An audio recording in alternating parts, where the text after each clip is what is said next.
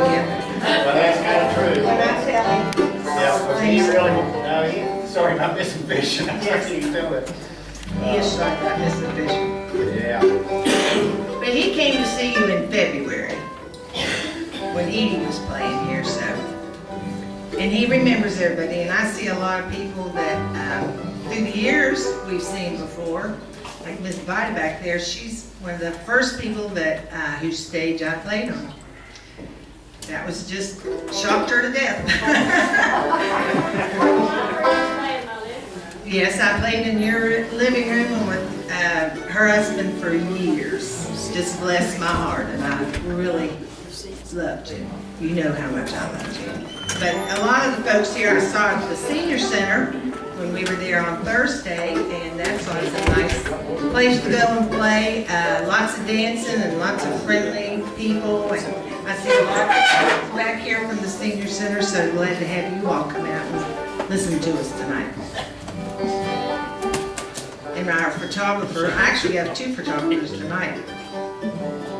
That's so Joe gets a copy so he doesn't miss everything, so. I could introduce the guitar player since no one else has. I don't know if they're doing that on purpose or not, because it really wasn't my job, but I would do it. Not that he hasn't introduced himself. He's told you everything about him that I can think of. Probably some things you really didn't even want to know. But Tom Griffith is an optometrist he's from St. Albans, West Virginia. That's where his practice is. And he lives in a little place called Fraser's Bottom.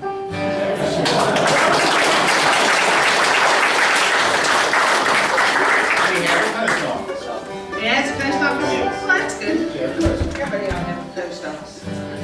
Of course, I'm the last house that the Fraser's Bottom Post Office delivers mail to.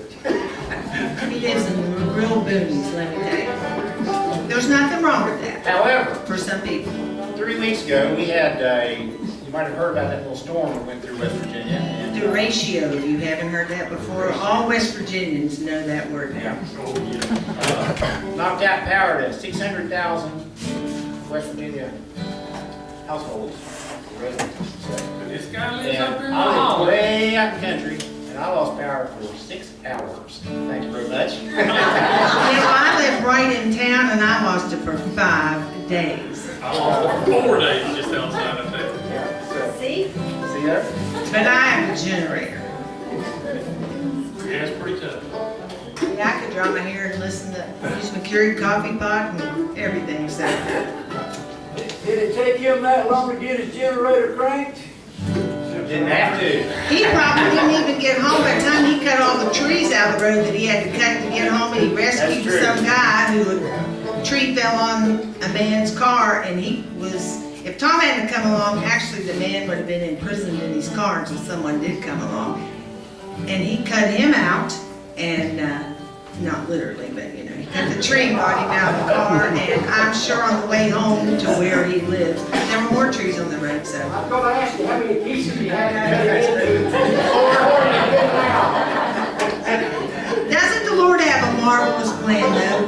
Before anything happened, Tom put the saw in his truck that night and thought of it, and he's going down the road and he didn't even go the way he normally goes.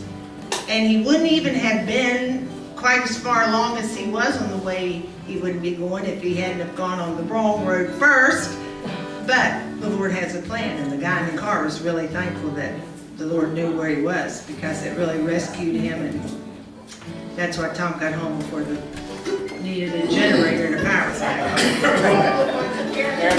Lord took care of him too, yes he did. Really, we were in a real forested area, and it could have been serious, because there were a lot of people who were injured, so we were very fortunate. We're joking a little bit, but it was very serious. We're thankful. Actually, state of West Virginia maybe had 1 fatality. States around us though had several deaths, so we do thank the Lord for that protection. Well, this next song we're going to do is one that again features Terry, and it's called Wild Mountain Flowers for Mary.